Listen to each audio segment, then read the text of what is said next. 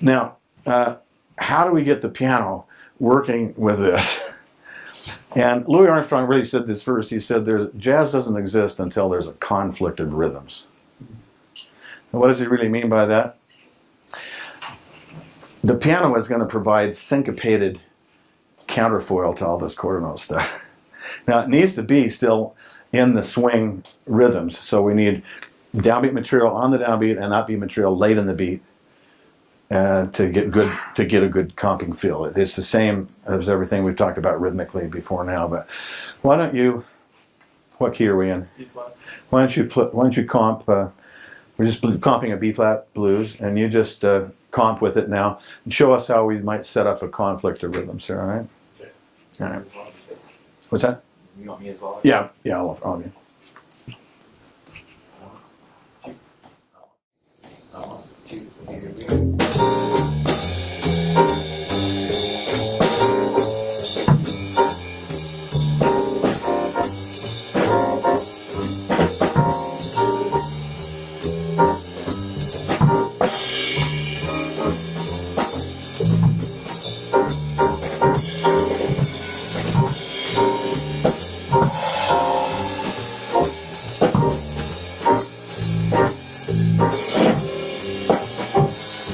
Let's do a snare drum.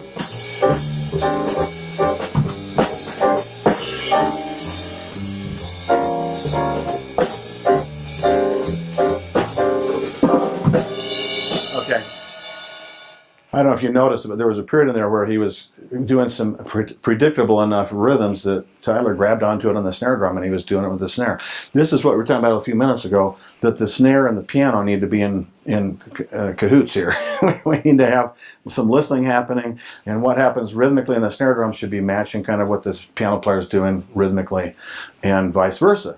You'd be listening to the snare drum, you know. Yeah. And that's where the comping happens. What Sam is doing right now is called comping. And what Tyler was doing on the snare drum was called comping, as he mentioned a while ago.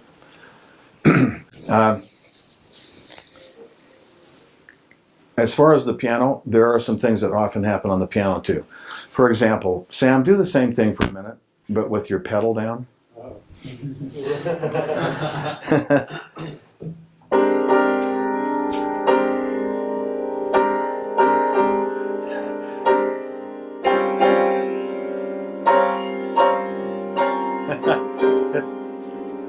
That's of course an extreme example, but the use of the pedal should probably be next to nothing, especially if you're just comping rhythmically like that. Then I wouldn't use the pedal at all.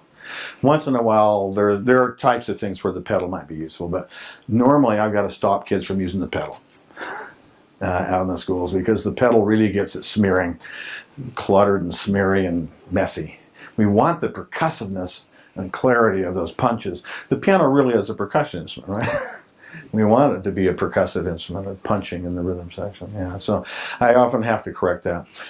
We don't have the lid open right now, Guitar Center, but normally I would want the lid open on the piano. We probably should do that. Let's just switch positions for a minute. Yeah. Especially in a rehearsal,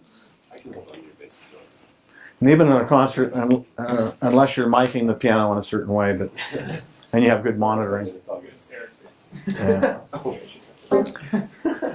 Play again with the rhythm section. 2, 1, 2, 3.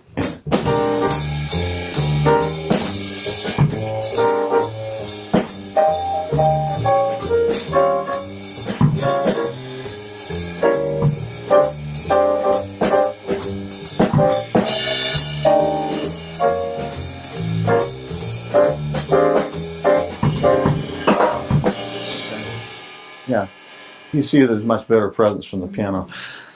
If you're on a stage and you're not tight miking the band, I would want that lid to be opening into the bass and drums and toward the soloist, so that we can at least have a chance of hearing the piano. So I would open it up. You know, if you've got a sophisticated sound system, you're tight micing everything, you got a good monitoring system, they may want to close the piano so we don't get a lot of bleed from the drums, or maybe we're recording or something, and the mics are in there, and we want this out. Okay, now I can hear you because I've got you monitored, or you're in my headphones if I'm recording something. But in an acoustic situation, I would want that lid all the way up. And if it's heaven forbid, but if it's an upright piano, turn the back around so that it faces where you want the sound to go the most, because that's where the most sound's going to come out of that thing, is on the back. So, by the way, this is an important thing as educators. Never move a piano with the lid up, right? Mm-hmm. Never allow kids in your classroom to move the piano with the lid up. Why not? If that happened to fall, somebody could lose a hand or two. And what about liability out there? You don't want to be liable for something like that. I would always take the time to put the lid down before you move. If you're moving an upright piano, you never push it this way. You push it end for end, right? Because you could push it over on somebody. This is just a couple of aside things, but you got to be careful with the piano in your classroom. Okay. I think we'll wait a minute to get into voicings and stuff. We'll come back on that.